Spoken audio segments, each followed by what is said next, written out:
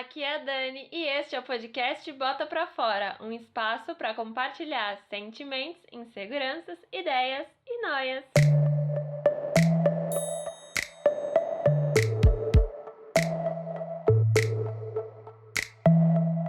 Sejam bem-vindas e bem-vindos a mais um episódio do podcast e hoje a gente vai discutir a teoria do apego. Talvez vocês não saibam, mas as nossas primeiras experiências de cuidado podem moldar a maneira como a gente se conecta com os outros ao longo da nossa vida. Não sei se vocês já perceberam, mas existem certos padrões que podem se repetir nos relacionamentos. E isso, de acordo com a teoria do apego, tem um porquê. Para falar sobre esse tema, eu trouxe uma convidada que é especialista nesse assunto e eu vou pedir agora para ela se apresentar para vocês. Mariana, por favor, se apresente. Tudo bom? Obrigada pelo convite. Meu nome é Mariana Barstad, eu sou psicóloga, sou doutora em psicologia clínica e sou uma apaixonada pela teoria do apego. Trabalhei no hospital há 10 anos, né, usando a teoria do apego como base. Então, meu mestrado e meu doutorado, eles são sobre a teoria do apego. Estou muito feliz de estar aqui. Eu que agradeço a sua presença. E para a gente começar nossa conversa, eu queria que você explicasse para a gente, né, o que é a teoria do apego e da onde ela surgiu. Então, a teoria do apego é um mundo, eu falo, né? Assim, e é um mundo que está ficando na moda. A gente tem várias formas de olhar a teoria do apego, né? A teoria do apego é usada na escola, a teoria do apego ela é usada na clínica, na psicologia. Hoje em dia, ela tem coisas que estão sendo usadas também no mundo organizacional. Então, assim, na neurociência, pesquisas em neurociência. E ela veio, na realidade, de um psiquiatra e psicanalista britânico chamado John Bowlby. O Bowlby, ele trabalhou na Segunda Guerra com crianças que foram separadas dos seus cuidadores, que foi aquela época em que os homens foram para a guerra, as mulheres foram para as fábricas, né? Uhum. E ele começou, a perceber que quando havia essa separação, existiam algumas alterações de comportamento, algumas reações. E o Bowlby, ele é um evolucionista. Então, para ele, a última obra antes dele falecer, por exemplo, foi a biografia do Charles Darwin, que foi quem fundamentou a teoria da evolução. E ele achava que os comportamentos humanos e os comportamentos animais poderiam ser observados com métodos muito semelhantes. Dito isso, o que ele começou a perceber? Que nós todos, nós somos seres que nos adaptamos para a sobrevivência e que nós todos temos dentro de nós comportamentos de apego, ou seja, comportamentos com marcadores biológicos, né, marcadores evolucionários para a gente poder sobreviver. A gente sempre busca, a nossa necessidade principal é a segurança e proteção. Então, a gente vai em busca da proteção e da segurança de um chamado mais forte, mais sábio. Ele foca muito nos bebês, né, nas crianças. Mais tarde, né, algumas décadas depois, a gente vai também ter os estudos em teoria do apego em adulto, porque o Bowlby fala que o sistema de apego, que é esse conjunto de comportamentos para a busca de proteção e segurança, né? Ele fala que isso é do berço ao túmulo. A gente vai ter isso ao longo da vida. Quando a gente nasce, por nós nascermos seres mais imaturos, a gente vai precisar mais de um cuidador. Então, a gente vai precisar de um cuidador que alimente, um cuidador que dê carinho, que troque, que nos ensine o mundo. Quando é a gente adulto, e aí eu fico brincando, né, que aquela propaganda de desapega, desapega, não existe nas relações, a gente não desapega. Então, quando a gente é adulto, não é que a gente desapegue, não é que a gente fique independente. O que acontece é que a gente ganha mais autonomia, porque a gente vai aprendendo a ter mais autonomia. E os estudos na neurociência, eles confirmam isso, né? Como o sistema nervoso e o organismo vai amadurecendo para que a gente, na vida adulta, tenha mais autonomia, mas não independência. Por quê? Porque toda vez que a gente termina um relacionamento, que a gente vai ligar para aquela pessoa especial na nossa vida, né? Fala assim, putz, estou triste. Ou quando a gente perde o emprego, a gente perde alguém importante na nossa vida, a gente passa pelo luto e a gente busca alguém, a gente está buscando quando a gente busca terapia, no meu caso, né, falando do meu trabalho, a gente está justamente buscando esse mais forte, mais claro. Então, a teoria da apego, ela foi fundamentada a isso, né, nós todos temos um sistema de apego, que é esse conjunto de comportamentos, que buscamos proteção e segurança de um mais forte, mais sábio, que geralmente são os nossos primeiros cuidadores, que aí são mães, pais, né? Aquela criança que tem, é aquela pessoa que tem esse papel de figura de apego, de cuidador principal daquela criança. Sim, sim, eu acho muito interessante, assim, como que isso de você, desde pequeno, você precisar de um cuidador e quando você cresce, realmente, você continua precisando, você não deixa de precisar de uma pessoa ali para te dar um suporte, né? Quando você tá numa situação ruim, quando você tá doente, sempre a gente tá precisando de um colo, né? De um apoio. Sim, sim, né? Quando a gente está doente, exatamente, né? Existem também pesquisas que falam que a figura do profissional de saúde, do médico, do enfermeiro, como pode ser uma figura de apego para quem está doente, né? Para quem adoeceu, porque é o mais forte, mais sábio daquele espaço, né? Sim, sim, Então é sim. muito importante. E eu queria Uhum. também que você falasse sobre os padrões, né? Quais são os padrões de apego estabelecidos por ele e como que eles aparecem nas nossas relações? Tá. Então, o Bowlby, alguns autores falam, né, que se o Bowlby é o pai da teoria do apego, a Mary Ainsworth é a mãe da teoria do apego. Porque quando eles se juntaram, a Mary Ainsworth, ela foi assistente de pesquisa do Bowlby e Uhum, ela começou a fazer estudos observacionais em bebê e criou um estudo que é muito famoso, que é o estudo da situação estranha, o experimento da situação estranha. E nisso, ela percebeu que existem para a Mary Ann, depois a gente vai ter um outro tipo de apego, mas inicialmente foram classificados três tipos de apego. Que é o apego seguro, que eu já vou falar o que é, o apego inseguro evitativo, ou evitante, algumas pessoas em português chamam de evitante, e o apego ambivalente. Isso chega uma outra pessoa que, né, vai ser uma assistente também deles, né, que é a Mary Mann, e que vai fazer um quarto estilo de apego, né? Que é o estilo de apego desorganizado. Isso, apesar de ter começado em crianças, a gente também vê esse desenvolvimento em adultos, esses estilos de apego em adultos. Por quê? Porque o sistema de apego é do berço ao túmulo. E o que que acontece? A gente vai, que eu acho que antes da gente falar quais são os estilos de apego, por que que eles existem, sim, né? sim. Os estilos de apego, eles vão se construir, são padrões de relação que a gente tem. Uhum, A gente vai se relacionando com pessoas importantes na nossa vida e a gente vai desenvolvendo padrões. Eu tenho uma frase que eu sempre uso, né, que é previsibilidade gera segurança. E, assim, a gente, desde bebê, a gente vai vendo o que que a gente pode ter de segurança e a gente vai vendo o que que funciona com o nosso cuidador e o que que não funciona.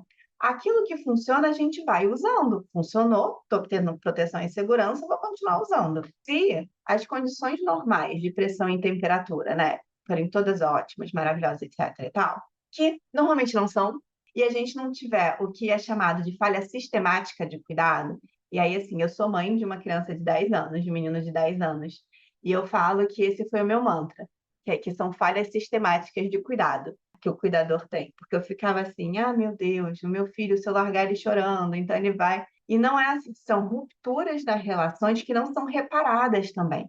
Né? E o Bowlby, ele falava isso, né? Que o mais importante do que as separações, do que as rupturas, né? As separações, são os reencontros. E aí, dito isso, a gente vai formando padrões. Quais são esses padrões? A gente tem um padrão seguro, e aí eu preciso também dizer que o Bowlby, ele não patologiza nenhum padrão. Assim, né? Se você for seguro, você é saudável, e se você for inseguro ou desorganizado, você não é saudável.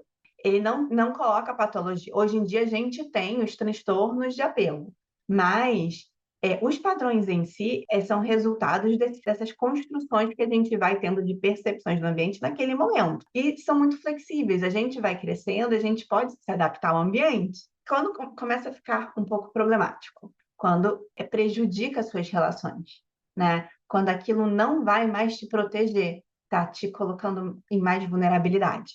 Então, eu acho que também é importante falar isso, né? O seguro, no bebê, é um bebê que consegue brincar, que consegue chamar o cuidador quando precisa, que tem um cuidador que é responsivo e disponível, ou seja, se o bebê chora, o cuidador vai lá ver o que que é, etc e tal. Dentro das necessidades que esse bebê tem, vão sendo supridas.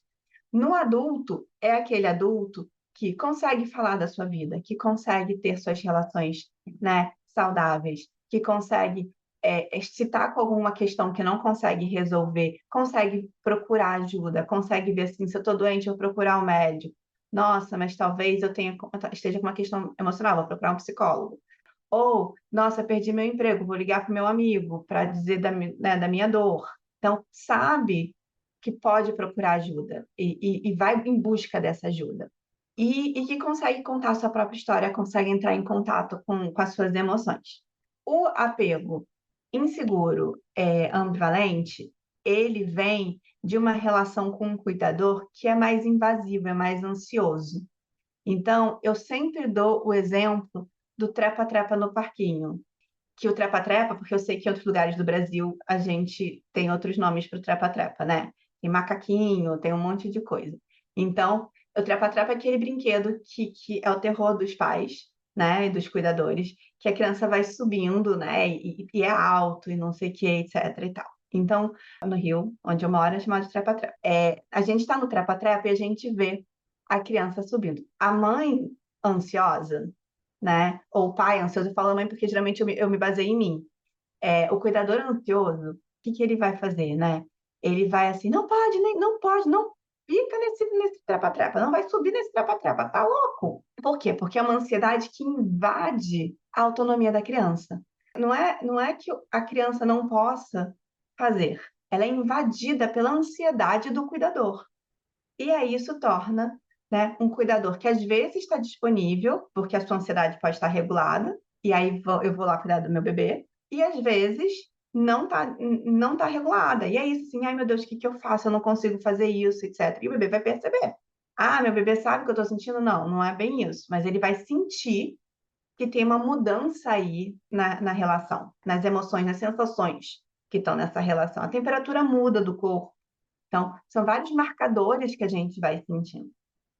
Então, o ambivalente é isso. Às vezes eu posso contar com o meu cuidador, às vezes não. Então, eu não vou largar do meu cuidador. Eu não vou explorar o mundo, porque a exploração é importante para a gente. É como a gente conhece o mundo, né? Inclusive o mundo interno, o mundo né, das emoções. O bebê não vai explorar, ele vai ficar lá. Eu falo que é na barra da saia do cuidador.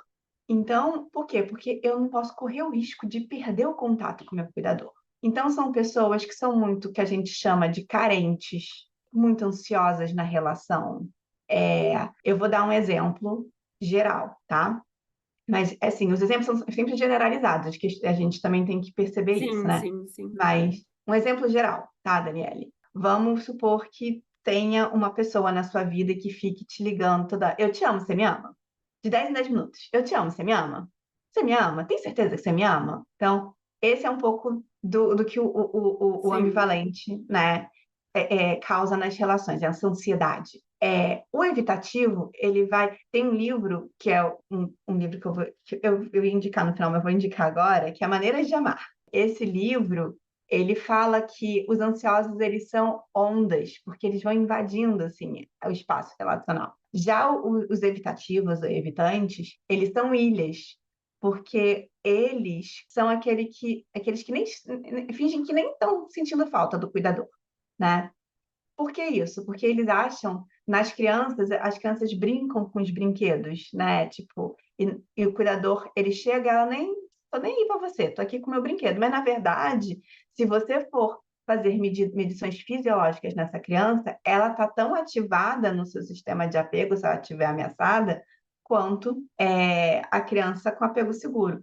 E aí tem uma coisa que eu esqueci, Daniele, mil desculpas, de falar na primeira pergunta, que a gente busca proteção e segurança quando a gente se sente ameaçado, né? Eu acho que isso é uma coisa importante de falar.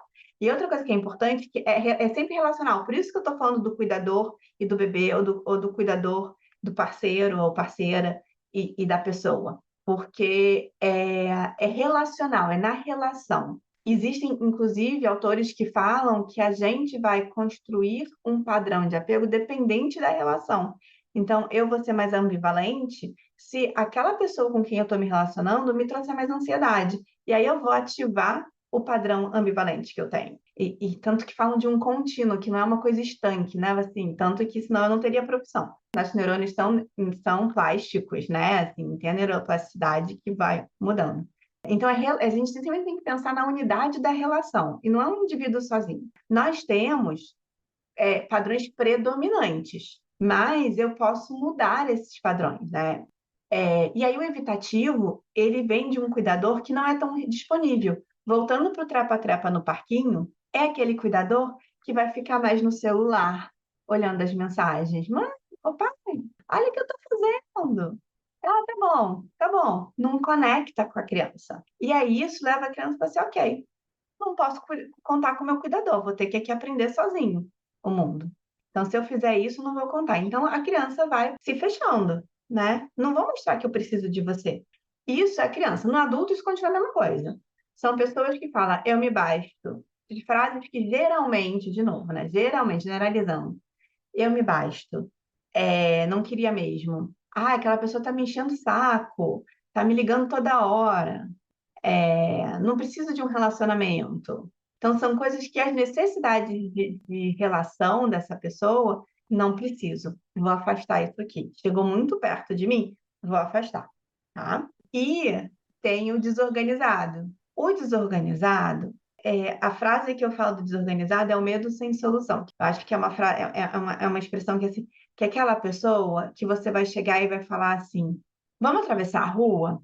Ah, não. Mas peraí, como é que eu vou atravessar a rua aqui? Olha esse carro passando, etc e tal, uma grande avenida, né? Aí, eu falei, tá, então vamos para faixa de pedestres, né? Vamos lá. Não, mas ninguém para pedestre, né? Tipo, ok, mas aqui tem um sinal, um semáforo.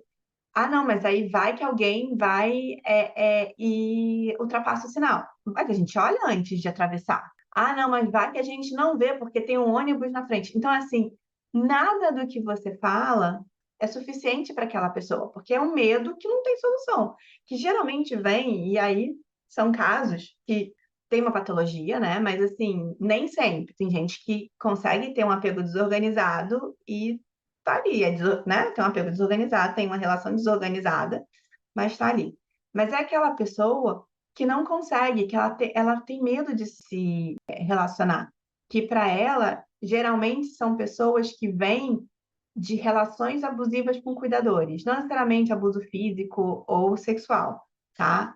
Mas assim, a gente vê muito em casos que os cuidadores foram dependentes de álcool ou outras drogas. A gente vê em casos de abuso físico, abuso sexual. A gente vê também em casos de abuso emocional, psicológico. E aí, assim, é aquele cuidador que bate na criança e fala assim: eu te bato porque eu te amo. E aí, qual é a mensagem que você está falando, que você está me passando? Eu não consigo entender.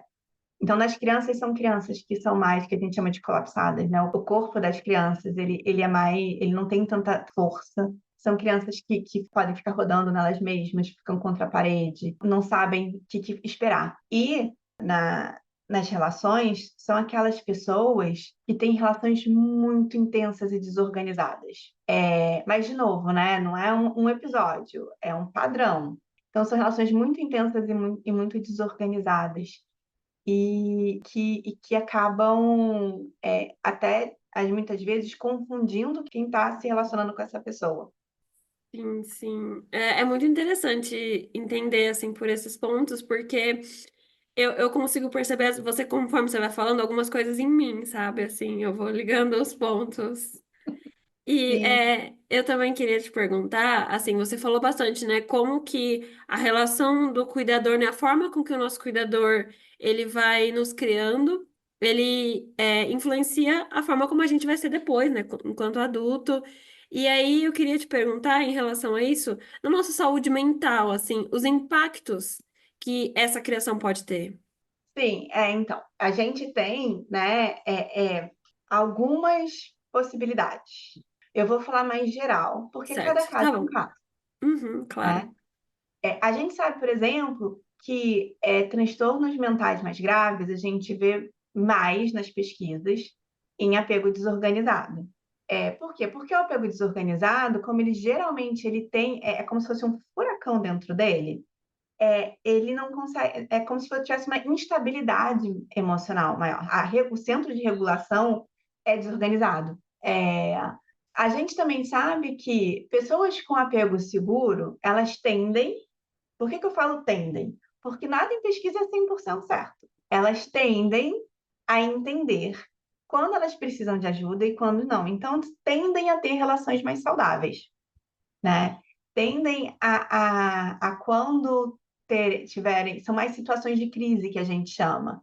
É isso assim, nossa, sofri uma perda muito importante e tô aqui com o meu luto, não tô conseguindo me movimentar desse luto, tô me sentindo parada aqui nesse luto. Preciso de ajuda para poder processar isso que está acontecendo. E aí você vai buscar ajuda, você vai buscar uma ajuda pontual, vou procurar um terapeuta, a pessoa vai me ajudar e ela vai continuar, vai voltar até a autonomia dela, né? A gente sabe que os ambivalentes, eles têm uma tendência à ansiedade maior. E isso tudo vai moldando nossa forma de ser com o mundo.